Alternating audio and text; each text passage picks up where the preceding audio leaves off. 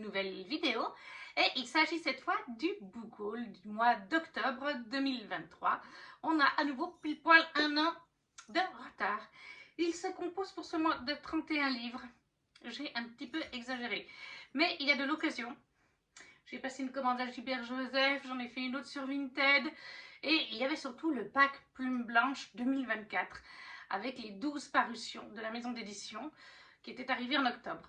Je ne vous les représenterai pas dans cette vidéo book haul, étant donné que j'y ai consacré une vidéo spéciale unboxing. J'ai vraiment ouvert le colis en direct, en vidéo. Je vous avais présenté chaque livre, la couverture, le derrière, les mises en page, le résumé des mots-clés.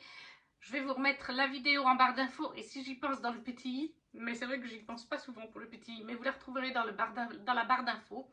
Ainsi, vous aurez les 12 titres de chez Plume Blanche. Ce qui devrait nous faire du coup 19 titres, si je ne me trompe pas, à vous présenter malgré tout. On va donc commencer tout de suite parce qu'on est là pour un petit moment. Et j'espère qu'il y aura peut-être un ou deux livres où je vais devoir vous lire le résumé, au lieu d'aller chercher les mots-clés sur Internet, puisque Orange ne fonctionne pas depuis plus de 24 heures chez moi. Et la seule source d'internet que j'ai, c'est le téléphone portable. Et je filme avec le téléphone portable. Donc, je vais être obligée de faire le résumé d'un ou deux livres au complet au lieu de simplement les mots-clés. Mais on commence tout de suite avec Ludo de Boer, Comment survivre à Noël avec son ex, paru chez Hugo Boss pour la collection New Romance. Alors, ça j'étais obligée de me l'acheter. Ludo de Boer, c'est le petit monde de Ludo sur Instagram, dont je vous mettrai une nouvelle fois la chaîne en barre d'infos. Il a publié son premier roman l'année passée. Cette année, il publie d'ailleurs le tome 2. Je me le prendrai peut-être en décembre, je pense. Financièrement, c'est un peu plus dur cette année. Il y a un peu moins de livres dans les book hauls depuis 2-3 mois. Mais voilà, du coup, là, on est en fait à Froideville. On va suivre Manon, qui rejoint sa famille pour les fêtes à Froideville. Et elle va se retrouver avec son ex dans le train. Et elle va faire croire à sa famille, en fait, parce qu'ils viennent tous les deux de Froideville. Je crois que c'est Froideville hein, que ça s'appelle. Mais bon, ils viennent tous les deux de cette petite ville qui adore Noël, d'ailleurs. Sa famille, elle, adore Noël. Ils sont sortis ensemble, ils sont rompus, pour une certaine raison que je ne vous dirai pas. Et elle va le recroiser dans le train. Elle va croire un peu genre c'est le karma, il vient m'emmerde. Voilà, lui il essaye, il se dit je vais la reconquérir. Et puis quand elle arrive chez elle, bien sûr, l'éternelle question, est-ce que tu as un nouveau petit copain, comment tu vas, quand est-ce que tu nous le présentes. Elle finit par lâcher qu'elle ressort avec son ex, qui est donc, si je me rappelle bien, Julien. Oui, c'est bien ça, Julien. En fait, elle avait fait appel à un faux book boyfriend, mais le jour J, il est tombé malade, voilà. Et elle croise dans le train pour retourner chez eux Julien. Donc, elle va finir par sortir le nom de Julien. Elle va dire, oui, bah, je ressors avec Julien. Donc, ils vont devoir faire un fake couple, sauf que c'est un fake couple qui est déjà sorti ensemble. Tout ça pendant la période de Noël. Et là, comme je vous ai dit, il y a le tome 2. On suivra d'autres personnages. C'est la meilleure amie, si je me rappelle bien, de Manon, qu'on aperçoit du coup dans celui-là, tout comme le personnage masculin. Et la différence, c'est que le tome de cette année se passe en été, mais il tourne aussi sur Noël, malgré tout. Donc, Ludo de Boer, Comment survivre à Noël avec son ex, chez Hugo Poche, New Romance. Ensuite, j'avais fait donc une commande Vinted. Je me suis pris un lot. Parce qu'en 2023, pour le Great Mythology Book Challenge organisé par Kimi Collection, j'ai commencé les McCoy en e-book. Et dès que j'ai commencé les premières pages du tome 1, j'ai surkiffé ma lecture. Spoiler alerte, vous savez du coup que j'adore cette saga. Et dès que j'ai fini le tome 1, j'ai enchaîné, j'ai commencé le tome 2 en e-book aussi. Sur Nextory d'ailleurs, je crois. Et après, j'ai tout de suite cherché sur Internet, sur Vinted pour avoir un lot. Et je l'ai trouvé. Donc, je me suis pris les McCoy, le tome 1 d'Alicia Thiel, chez Hugo, format poche, là aussi. Le tome 2. Alors, le tome 1, c'est L'ogre et le chardon. Le tome 2, c'est L'ours et le taureau. Le tome 3, qui est La louve et le glaive. Le tome 4, qui est La biche et le limier. Le tome 5, qui est Le trèfle et l'agneau. Et le 6, que j'ai oublié, qui est La reine et le clan. Les voilà tous ensemble. Donc ça, je me suis pris sur Vinted. Alors bon, bah déjà de base, hein, c'est des livres à 8,50 €. Je pense qu'ils sont tous à 8,50 €. Là, disons, je me rappelle plus, ça fait une année, je ne sais plus le prix du pack hein, que j'ai payé sur Vinted. Mais j'ai dû les avoir, il y en a 6. J'ai dû les avoir pour 40 € les 6, même pas. Frais de port compris, même pas. Hein. Voilà, ils y sont tous. Je vais reprendre juste le tome 1 parce que c'est un petit peu lourd quand même. Dans les McCoy, on est en fait en Écosse de nos jours. À la différence de notre monde actuel, c'est que les clans écossais ne sont pas enterrés comme c'est le cas actuellement. Les clans existent toujours. Ils se cachent au nez à la barbe du gouvernement anglais, du monde entier, qui croient donc qu'ils ont été dissous lors de la bataille de Culloden, bataille qu'on voit dans Outlander d'ailleurs, où les conséquences ont été que les clans ont été dissous par les Anglais, on n'avait plus le droit de porter les tartans, tout ça. Voilà. Là, en fait, ils font croire au monde entier que c'est le cas. Alors qu'en fait, pas du tout. Les clans existent toujours, il y a toujours des grands chefs de clans puissants, il y a des clans plus petits, c'est toujours des lois du siècle dernier et même plus. Par exemple, le chef de clan, que ce soit un père ou un frère, décide si sa sœur ou sa fille épousera tel autre chef de clan ou fils de clan. Il faut qu'elle soit idéalement vierge, etc. Ils se battent avec des armes à feu, avec des couteaux, ils ont des limiers, des machins, voilà. On est vraiment avec les clans d'Écosse. Et on va suivre en fait, dans les tomes 1 et 2, on suit Phèdre et son love interest Caleb. Mais seulement pour les tomes 1 et 2. Après, les autres tomes partent sur d'autres romances, des personnages qu'on aperçoit dans les 2 premiers tomes, secondaires, qu'on apprécie ou pas, et on développe chacune de ces romances sur un tome, tout en ayant l'histoire principale qui continue. Puisque l'histoire principale, c'est Phèdre, qui va aller, c'est une jeune femme, mi-écossaise, mi-française. Elle va partir en Écosse sur les traces de ses origines et de son clan, puisque son père était un chef de clan puissant, mais il a tout laissé en plan par amour pour la femme qu'il aimait et leur futur enfant à venir. Seulement son papa est décédé, je vous dirai pas ni comment ni pourquoi, et Phèdre veut honorer sa mémoire en faisant ce voyage qu'il avait prévu pour elle en Écosse, où elle va aller travailler dans un petit bar, etc. Elle s'est trouvée une famille, vous savez, ces trucs linguistiques où vous allez quelques semaines ou quelques mois. À la base, elle va juste pour ça. Sauf qu'elle va travailler dans le bar qui est public, certes, mais qui a une partie privée en dessous, où elle n'est pas censée pénétrer, qui est une partie réservée justement au clan. Et elle va pénétrer bien sûr dans cette partie, elle va voir des choses qu'elle ne doit pas voir, et sa vie va être menacée. Il n'y aura qu'une solution. Caleb McCoy va la prendre comme, je ne sais plus si c'est une pupille qu'on dit. Je ne sais plus si c'est une pupille, mais en tout cas, il la recueille, ce qui veut dire, il y a un terme spécifique, ce qui veut dire qu'elle est sous sa protection, sous la protection du clan McCoy, et elle va vivre avec eux là-bas, sur leur île de Inchcake. Je n'arrive pas à le dire. Ne rigolez pas. Inchcake. Bref. Ça, c'est vraiment la base du tome 1. Et donc après, on développe tout l'aspect clanique. Phèdre va tomber là-dedans. C'est une jeune femme hyper moderne. Donc vous imaginez bien qu'elle va être complètement choquée de ce qu'elle découvre. Et elle va s'impliquer petit à petit dans ces histoires, dans les histoires de son père, de son clan, pour essayer de faire aussi changer les choses. Je ne veux pas vous en dire plus, mais c'est pour ça tous les tomes en fait sont connectés puisqu'on part sur la base de Phèdre et Caleb qui vont vouloir faire bouger les choses. Et oui, on va suivre chacune des nouvelles romances, on va les voir apparaître les anciens aussi, qui font des caméos, toujours très sympas, jusqu'au dernier, moi j'en suis au 5, il me reste les 6, où ça va être, ça vous imaginez bien, c'est la guerre, la grosse MERDE à la fin du 5. Et voilà donc pour les McCoy d'Alexia Antil chez Hugo en format poche. Petit lot sur Vinted que j'ai eu à moins de 40 €, frais de port compris. C'était super accessible. Ensuite, j'ai gagné un concours aussi chez Kimi Collection. The Night on Its Moon, le tome 1 de C.J. Piper chez Corrigan Édition. L'édition brochée, parce qu'il y a 2 éditions. Hein. C'est le tome 1. Donc j'ai gagné ce concours chez Kimi Collection, je la remercie encore pour ce cadeau du coup, ce concours. C'était un livre qui me faisait très envie. Ça a été mon premier Corrigan que j'ai possédé et le premier que j'ai lu du coup. Et là on est dans un royaume de fantasy, on est sur une romance, d'ailleurs il y a de la romance Elle est très légère, mais elle est là quand même. Une romance FF, il faut le préciser. Si vous n'aimez pas les homoromances, vous aimerez certainement pas cette histoire. On est dans un univers de fantasy inventé où on va suivre deux jeunes femmes qui sont à la toute base du roman dans un couvent, un orphelinat, un couvent, quelque chose comme ça. Elles se soutiennent mutuellement. Il y en a une qui est plus âgée que l'autre, hein, de mémoire, j'ai lu. Il y en a une qui est plus âgée que l'autre, elles se protègent mutuellement, elles veulent s'enfuir ensemble. Seulement, leur plan va être contrecarré quand une dame va venir pour chercher des jeunes filles, comme elle fait souvent.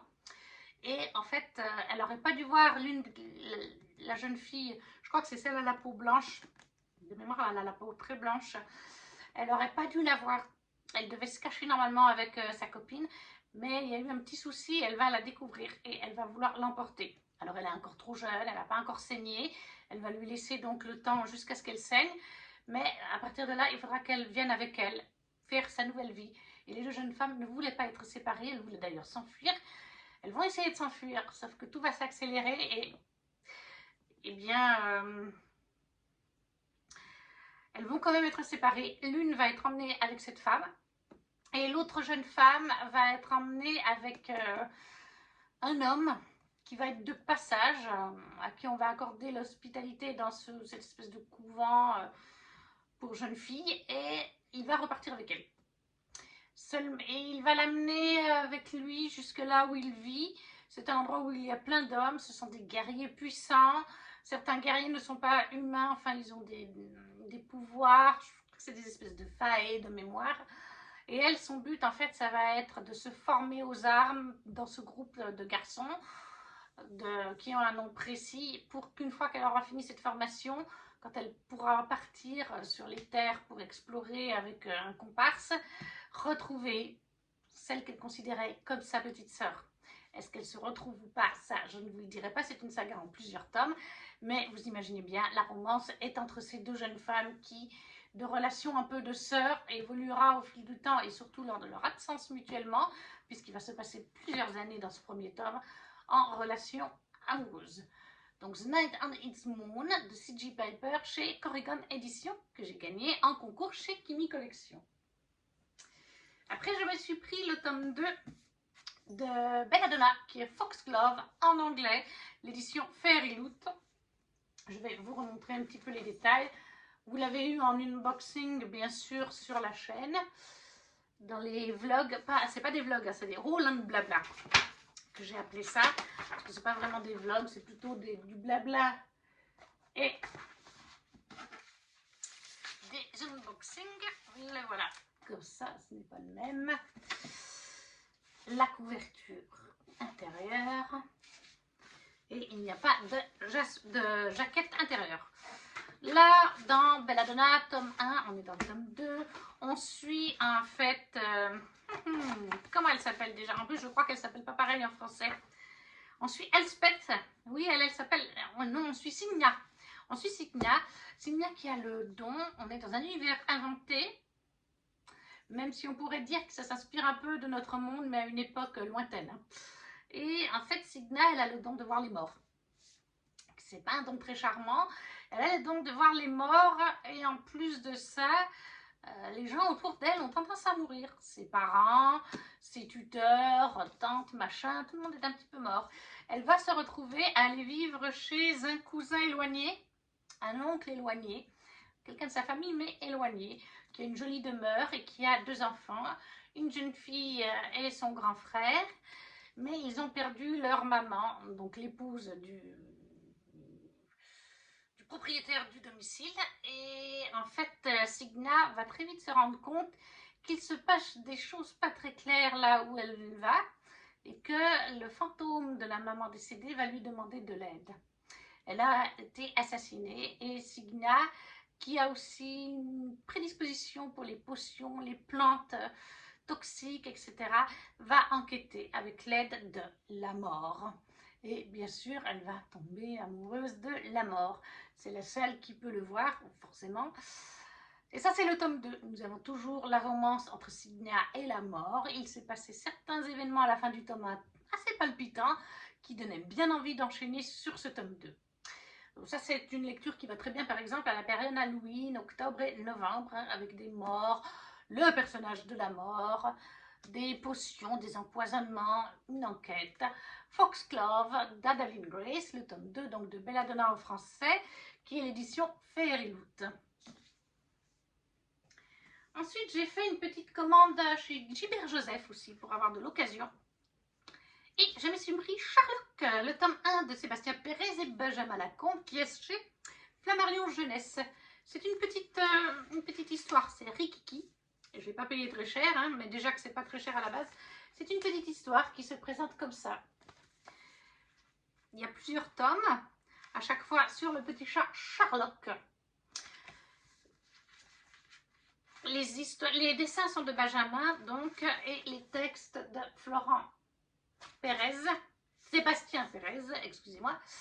Ils ont déjà fait plusieurs collaborations ensemble. Donc on va suivre en fait Sherlock. J'avais envie de le prendre depuis un moment ça. Et je retardais toujours le moment de commencer cette saga. Donc là, c'est chose faite. On suit en fait Sherlock, un petit chat qui aime bien faire des enquêtes, qui a d'autres amis dans son immeuble où il vit, en tout cas dans le tome 1, une souris qui disparaît. D'où l'enquête. Magali, la souris. Et il va partir avec ses autres comparses. Il y a un autre chat. Qu'est-ce qu'on a comme animaux déjà? Un chat, un perroquet, un petit chien et un lapin. Les voilà tous ensemble. Ils vont partir, ils vont enquêter sur la disparition de Magali, la souris. Un petit roman de même pas... Combien il fait de pages? 76, 77 pages. Ça se lit en quelques minutes, c'est doudou, c'est mignon. C'est pas toujours le cas avec Benjamin Lacombe. Il a deux styles. Des choses un peu plus douces qui peuvent correspondre aux enfants, c'est le cas de ce genre-là, et des choses un peu plus sombres qui sont vraiment pour adultes, telles que, je crois que le Notre-Dame de Paris est assez sombre.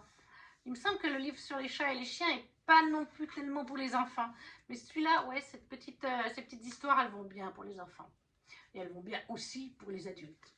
Donc Sherlock de Sébastien Pérez et Benjamin Lacombe chez Flammarion Jeunesse, le tome 1 que j'ai pris en occasion. Et je m'étais pris en occasion Outlander, le tome 4 de Diana Gabaldon et le tome 5, lui aussi en occasion. Le tome 4, c'est les tambours de l'automne et le tome 5, c'est la croix de feu. Moi, j'ai d'ailleurs lu celui-là. Il faut maintenant que je m'attelle à cette grosse brique. Mamie, elle, vient de commencer ce soir le tome 6, qui est encore plus brique que ça. Et pourtant, celui-là, il mastoc. Hein. Il fait 658 pages, 1528 pages, pardon. Et je l'appréhende un petit peu. Je pense qu'il va falloir 2 mois, sachant que je lis 3, 4, 5 livres à la fois. Je pense que celui-là, il va être lu sur 2 mois. Ouais, je pense. Est-ce que j'ai vraiment besoin de vous parler d'Outlander? Est-ce que c'est pas surconnu grâce à Netflix? Et grâce au livre, à la base, bien sûr. On suit à la toute base, dans le tome 1, mais il se passe tellement d'autres choses depuis. Mais à la base, on suit Claire, une jeune femme qui vient des années 1940, juste après la Seconde Guerre mondiale, avec son mari. Ils viennent passer leur lune de miel en Écosse, à Inverness, parce que son mari veut retrouver, il est anglais, il veut retrouver un peu... remonter l'arbre généalogique de ses ancêtres. Et Claire, elle va un petit peu se balader dans la nature pour découvrir des fleurs parce qu'elle était infirmière pendant la guerre. Donc elle a des bonnes bases d'infirmière, de connaissances de plantes. Seulement un jour, alors qu'elle se balade près de...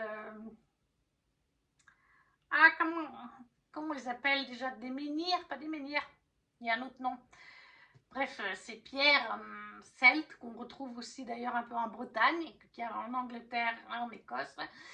Elle va entendre un bruit en provenance d'une des pierres et en touchant cette pierre, elle va être transportée en 1740 environ. Elle va remonter le temps, elle ne va pas tout de suite s'en rendre compte. Au début, elle va croire qu'on est en train de jouer une pièce de théâtre ou un film, quelque chose comme ça. Mais non, elle est remontée dans le temps, au plein milieu de la guerre des Écossais contre les Anglais, quelques années avant la bataille de Culloden. On en revient à la bataille de Culloden. Comme son mari est écossais, elle a quelques bases anglais. Elle a quelques bases de l'histoire anglaise et écossaise et de ces années-là, puisque son mari avait quelqu'un dans l'armée anglaise, Jack Randall, Black Jack, et il était justement en train de remonter ses traces. Donc ça va l'aider un petit peu à survivre dans cet environnement, à fournir des informations aux Écossais avec qui elle voyage. Et elle va tomber amoureuse de Jimmy parce qu'elle va se rendre compte qu'elle est coincée. Hein, elle se rend bien compte qu'elle est venue par les pierres au bout d'un moment. Elle veut y retourner, mais entre deux, il faut qu'elle fasse tout pour rester en vie parce qu'en 1700, les femmes n'avaient pas les mêmes droits. Et elle qui pratique en plus la médecine moderne n'est pas forcément très bien vue. Hein, elle est parfois traitée de sorcière, parfois de... Enfin voilà, elle passe par tous les noms d'oiseaux là-dedans parce qu'à l'époque, les femmes n'étaient pas comme de nos jours. Du coup, pour se protéger, elle va épouser Jamie. À la base, c'est plutôt un arrangement. Mais bien sûr, vous imaginez bien, plus elle va rester coincée dans le passé, plus elle va se rapprocher de Jamie, et c'est normal. Donc voilà.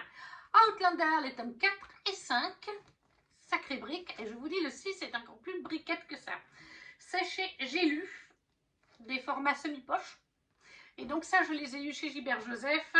Il n'y a plus les prix d'affiché, l'étiquette est complètement partie. Mais ouais, je les ai eu moitié prix en tout cas. Donc j'ai dû les payer 8 € hein, chaque. Ce qui reste quand même abordable. Ensuite, je me suis acheté L'héritier trahi d'Holly Black chez Rajo en édition Toc Toc. C'est le 4e tome dans la saga du Prince Cruel. En fait, c'est une saga spin-off. C'est pas vraiment le Prince Cruel, mais d'après ce que j'ai... Je l'ai pas encore lu celui-là. Par contre, d'après ce que j'ai vu récemment, alors oui, on suit un certain personnage de la saga principale. On est quelques années après, du coup, après la saga principale. On suit ce personnage-là, mais on ne suit pas que lui. Hein.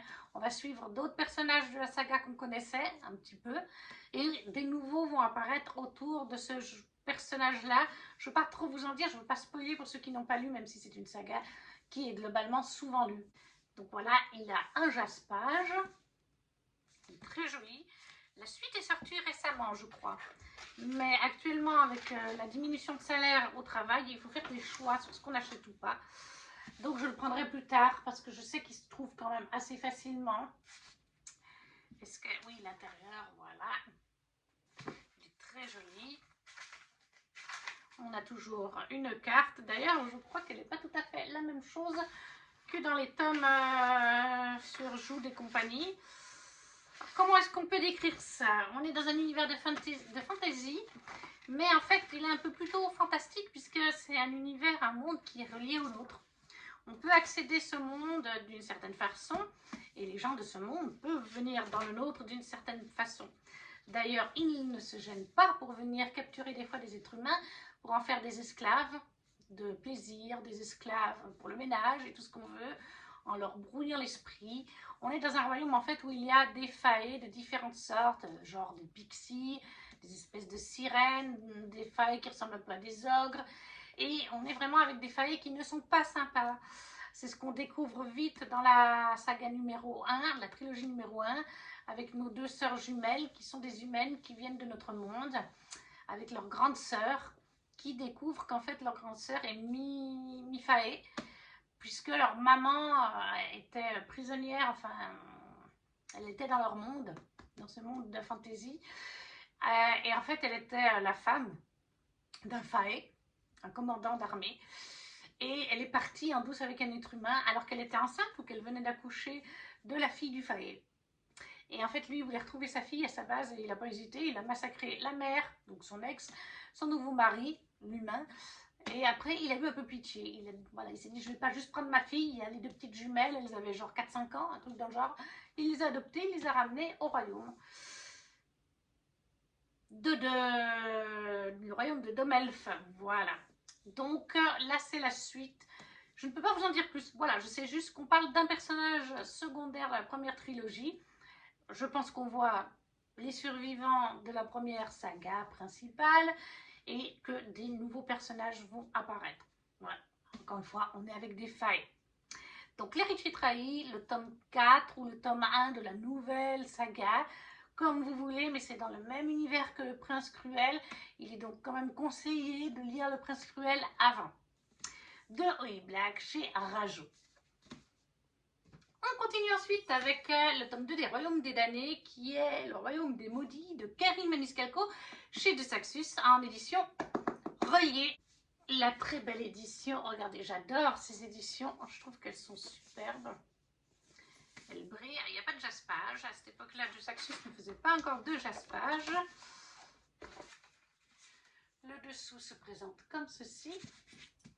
Il n'y a rien derrière, hein. Chez Dieu Saxus, c'est rare. L'intérieur se présente comme ceci aussi. À l'intérieur, vous avez la carte en noir et blanc. Les entrées de chapitre avec des petites roses. Et la jaquette contient la carte en bleu de l'autre côté. Dans le royaume des damnés, pour vous parler du tome 1, on suit deux sœurs, Vittoria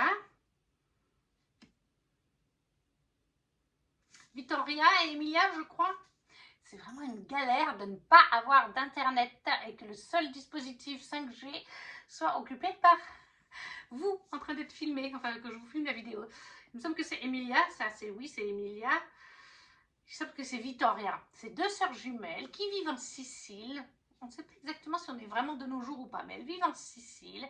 Dans le tome 1, on parle beaucoup de nourriture, parce que leur famille possède un restaurant familial et leur famille est une famille de sorcières. Elles-mêmes sont sorcières, des sorcières blanches. Elles ne doivent pas toucher à la magie noire et tout ça. Elles connaissent l'histoire des princes de l'enfer, des 7 péchés capitaux. Sauf qu'un jour, eh bien, c'est dit dans le résumé du tome 1, je ne vous spoil pas, Emilia va retrouver sa sœur jumelle Vittoria morte. Et là, dans les jours avant, elle avait un comportement un petit peu étrange, Vittoria, qui ne lui ressemblait pas. Donc, Emilia va enquêter. Elle veut trouver le meurtrier de sa sœur. Elle est sûre que c'est lié au prince de l'enfer. Et elle va faire appel à l'un d'entre eux, Colère, pour l'aider dans son enquête. Elle va en rencontrer d'autres. Elle va résoudre certaines énigmes, elle va en avoir des nouvelles. Et bien sûr, c'est une romance entre elle et Colère. Même si dans le premier tome, on prend vraiment le temps, il n'y a pas vraiment beaucoup de spacey. Par contre, dans le tome 3, il y en a beaucoup. Et dans le tome 2, il commence un petit peu à y en avoir. Mais c'est vrai que dans le tome 3, il y a plus de spacey. Donc si vous n'aimez pas trop ça, c'est peut-être pas une saga qui risque de vous correspondre. Parce qu'on l'avait fait en lecture commune. Le tome 3 y compris, et il y avait 2-3 personnes qui disaient bon ben, on passe d'un roman où dans le premier il n'y avait pratiquement rien et tout d'un coup pouf, ça s'enchaîne. Mais voilà, donc là on est avec des démons, des sorcières en Sicile pour le premier tome, et le deuxième tome se déroule dans les enfers. Je ne vous en dirai pas plus. Très bonne saga, moi je l'ai fini en entier. Mais je ne considère pas que c'est fini puisque j'ai découvert qu'il y a des sagas spin-off, ou des livres en tout cas spin-off, sur les autres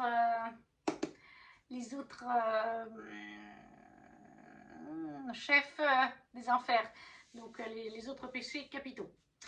Mais ça c'est le tome 2 du Royaume des damnés de Kari Maniscalco chez De Saxus en relis.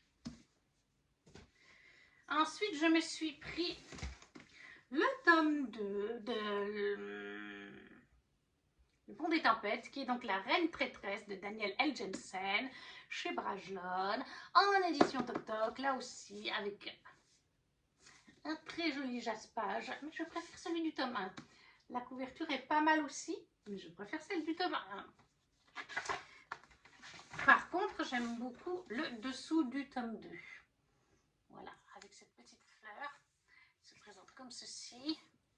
À l'intérieur, vous avez une très belle illustration, comme le fait souvent Brajlon. Je crois que c'est la même, hein. Oui, c'est la même. Voilà.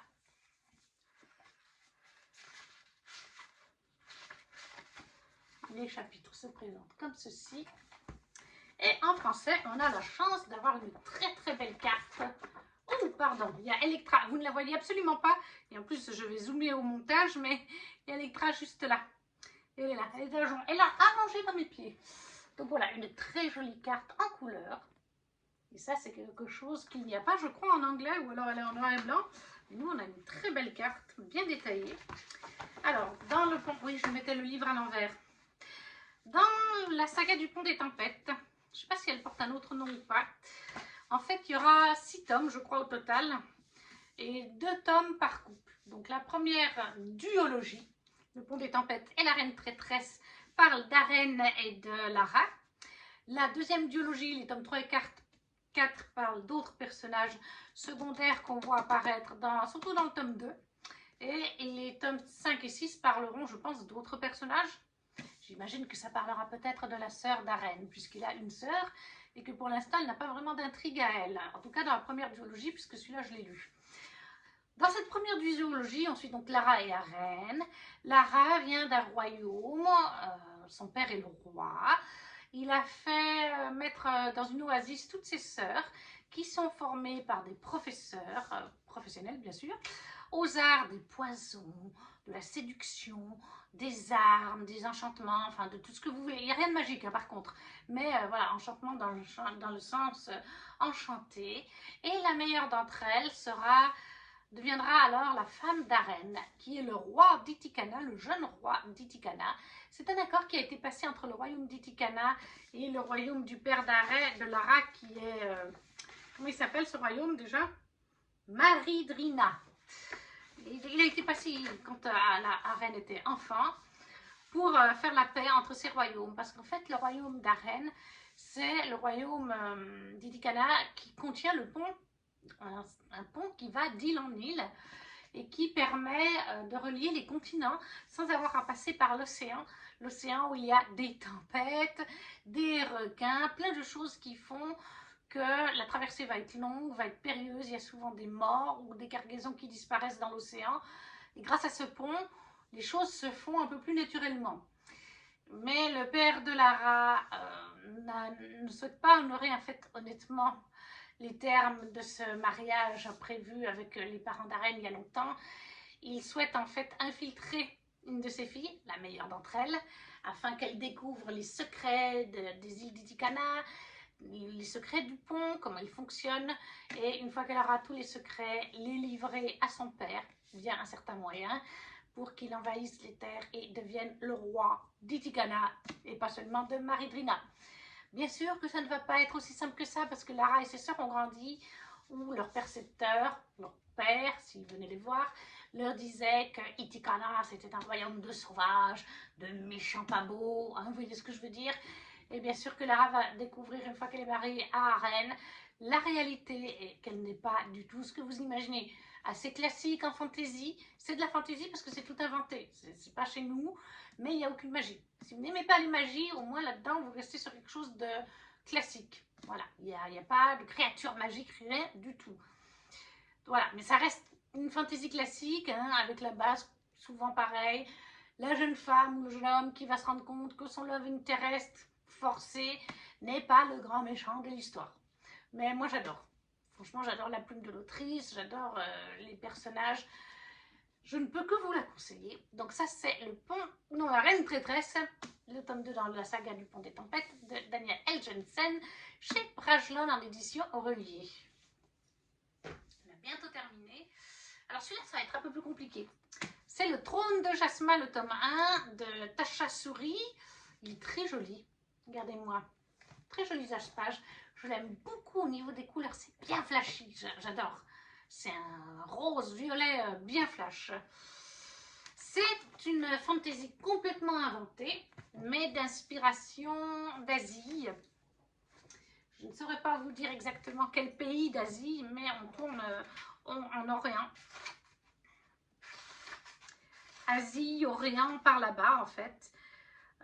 Peut-être hindou, parce qu'on a par exemple des noms comme le Iranaprashta, l'empire de Parijatdvipa. Vous voyez, ça vient un peu d'Indonésie par là-bas. On a un peu d'inspiration de ce genre-là. On a de la magie par contre dans celui-là. On a de la magie, on a des divinités. Je me rappelle plus, je l'ai lu au mois de mai. Il était très bon, mais c'était une lecture assez intensive. Bon, je ne suis pas là pour vous faire, le truc, le résumé, la vie lecture, mais c'est vrai que... Ouh, vous brillez. Mais c'est vrai que c'est un univers assez riche, avec une inspiration qu'on connaît moins, mais que j'ai trouvé très bonne, attention. Hein. Et en fait, on va suivre plusieurs personnages. Je ne sais plus combien on en a. Je crois qu'on en a 4 ou 5 qui reviennent régulièrement, donc Priya. Est-ce que je dis juste? Les noms ne sont pas forcément très faciles à prononcer, vous imaginez. Priya, oui, voilà. Vous avez des chapitres Priya. C'est vraiment un des personnages, les deux principaux personnages. Priya, vous avez Malini, vous avez encore, bon voilà, c'est Malini et Priya, Ashok. Voilà, donc vous avez 4, 5, 6 personnages. Il y a des points de vue comme Priya et Malini qui reviennent souvent. Vous avez Ashok, mais il revient moins souvent. Il y a des fois 1 ou 2 chapitres seulement consacrés du point de vue d'un personnage. En fait, dans cet univers, on est à nouveau, il faut le savoir, sur aussi une romance entre deux femmes. Hein. Romance FF. Elle est très légère. La manière dont elle est abordée, je ne vais pas trop vous en dire, c'est pas un avis lecture, mais il faut le savoir. Il y a de la romance FF, mais elle est légère. Mais elle est bien abordée, elle est jolie quand même. Et en fait, c'est deux jeunes femmes d'un royaume, on va dire, ennemi sans l'être. Parce qu'en fait, Priya est une sorte d'esclave pour le conquérant du royaume. Enfin, il y a plusieurs royaumes, il a conquéri plusieurs royaumes. Alors, il y a toujours dans chaque royaume ou ville un chef. Mais il est maintenant sous les ordres du grand... C'est l'empereur, me semble-t-il. Et Priya a un pouvoir, je ne vais pas vous en dire plus, et du coup elle va se retrouver parmi les jeunes femmes qui vont aller s'occuper de Malini et de sa garde. Malini qui est une princesse, en fait, la fille de l'empereur, ou la sœur, je crois que c'est sa sœur, mais elle est enfermée pour trahison. Il ne la tue pas, mais elle est enfermée dans un autre royaume, même pas dans celui duquel elle vient. Il n'y a qu'un groupe de jeunes femmes qui a le droit de l'approcher pour s'occuper, faire la cuisine, etc. Et encore, elle ne voyait même pas Malini. Malini qui est d'ailleurs droguée par son espèce de garde-nourrice, on peut appeler ça comme ça, même si elle est adulte. Hein. Et elles vont finir quand même par se croiser, elles vont fomenter des plans toutes les deux pour essayer de renverser le frère de Malini, l'empereur. Elle a des alliés, Malini, même si bon, ben là, depuis plusieurs mois, elle était complètement shootée par son espèce de tutrice nourrice. Elle a des alliés, il faut qu'il retrouve ses alliés au sein du clan, du peuple de Priya. Il y a aussi des rebelles, on va dire ça comme ça. Il faut allier tout ce petit monde contre les complots de l'empereur. C'est très sympa, mais c'est assez riche quand même. Très belle plume aussi. Très sympathique de plonger dans quelque chose de différent, mais c'est intensif. Et il faut savoir donc qu'il y a du côté magie et tout ça, et il y a de la romance FF, même si elle est légère, et il y a beaucoup de points de vue. Donc si vous vous perdez facilement, que vous avez 2 ou 3 personnages, là il y en a plus. Il y en a au moins 4 ou 5 que vous revoyez assez régulièrement, et d'autres qui apparaissent tout d'un coup pour 1 ou 2 chapitres. Donc c'est vrai que c'est une lecture où il faut bien se concentrer. Mais c'était très intéressant et je vous en reparlerai à un moment donné une dette lecture. Donc le trône de Jasmin de Tasha Suri chez Hachette Rose. Oui, Hachette Rose. Alors le nom de la saga, je ne le sais plus. Et encore une fois, comme nous n'avons pas accès à Internet aujourd'hui, parce qu'il y a un nom à la saga. Là, ça y est, il y est. Les Royaumes Ardents. La saga en elle-même s'appelle Les Royaumes Ardents. Je sais que le tome 2 est sorti, mais les Hachette Rose, ils ne sont pas donnés. 33 €. Après, il est très beau. Et du coup, il est sorti il y a 3-4 mois et financièrement, je ne peux plus tout prendre. Donc, je me suis dit que je le prendrais plus tard ou alors en occasion sur Vinted. À un moment donné, il faut faire des choix. J'ai bien aimé cette saga, mais ça n'a pas été un véritable coup de cœur. Très bonne saga. Mais voilà. Le trône de travail de Tasha Suri, le tome 1. Il ne nous en reste plus que 2.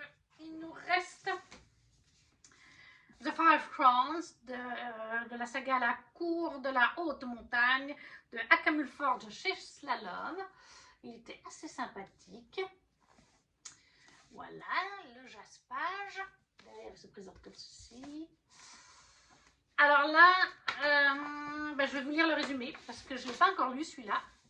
Dessous, il se présente comme ceci. Il n'y a pas d'illustration. Je vais vous lire le résumé, comme je vous disais. Il y a une petite carte. Parce que il y a une douce jaquette, j'arrête pas de m'interrompre. Oui, je disais, je vais vous lire le résumé parce que comme je n'ai pas d'accès à Internet, je ne peux pas vous dire que les mots-clés. Et je ne l'ai pas encore lu. Il me semble par contre, mais je ne peux pas vous le confirmer. Donc c'est à prendre avec des pincettes, comme je ne peux pas aller chercher sur Internet la confirmation, puisque je filme avec le seul appareil disponible avec internet pour ce soir. Il me semble avoir lu que dans le tome 2 ou dans le tome 3, il y avait de la romance, parce qu'il y a en tout cas 3 tomes, de la romance FF.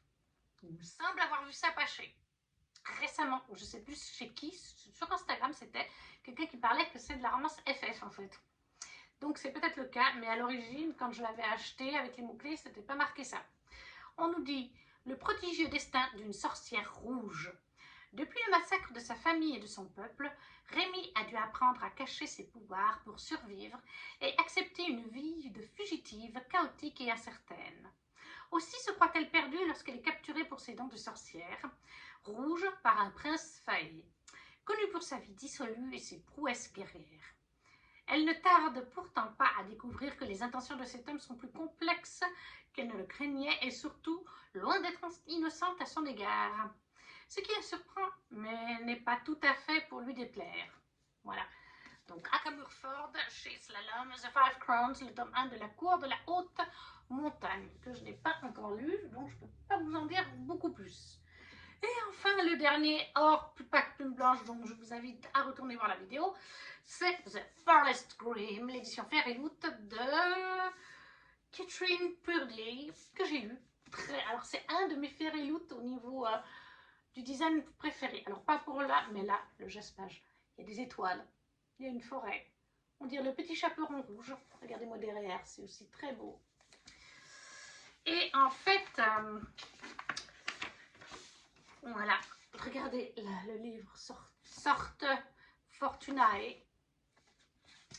Magnifique. À l'intérieur, ça se présente comme ça. Vous avez un petit peu de foil aussi. Et la cape du petit chaperon rouge. De toute façon, tout est dans le titre.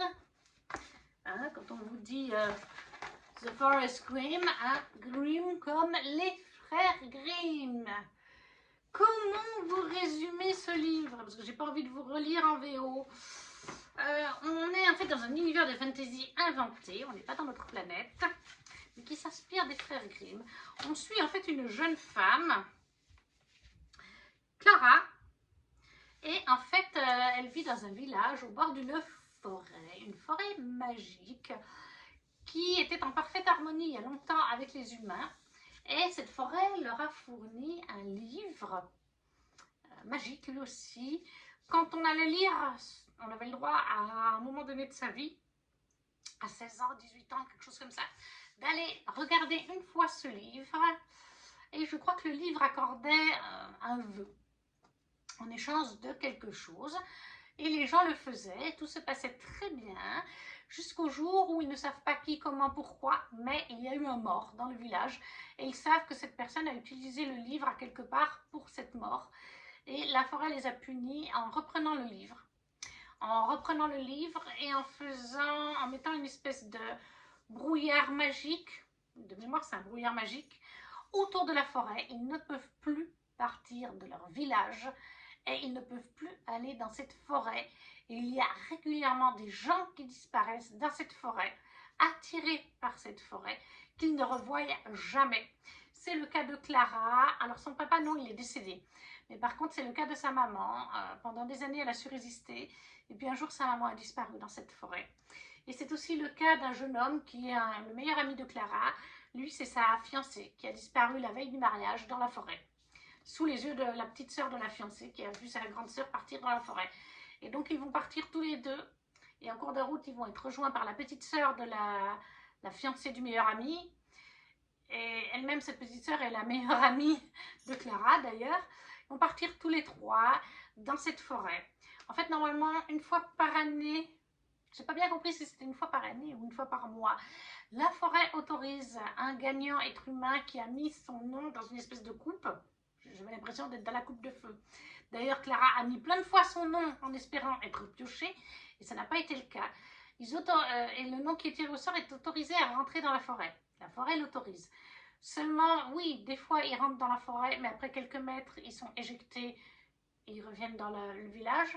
Et d'autres fois, ils ne reviennent même pas ou ils reviennent morts. Voilà, parce que oui, la forêt l'autorise, mais elle met quand même des épreuves sur leur chemin dès qu'ils y rentrent. Mais ils vont trouver un moyen, ces trois-là. Grâce à Clara, elle va trouver, elle est très intelligente, ils vont aller dans cette forêt. Elle veut retrouver le livre parce qu'il y a une énigme autour du livre. Il a disparu, mais il y avait une énigme avec pour essayer de le retrouver. Et quand il le retrouverait, eh bien, tout redeviendrait comme avant. Il n'y aurait plus ces gens qui disparaissent parce qu'ils sont attirés par la forêt, ceux qui y vont volontairement pour essayer de résoudre l'énigme qui a été laissée mais qui n'arrivent pas à y aller ou qui en meurent après quelques mètres même pas et sont recrachés donc par la forêt sous les yeux du village.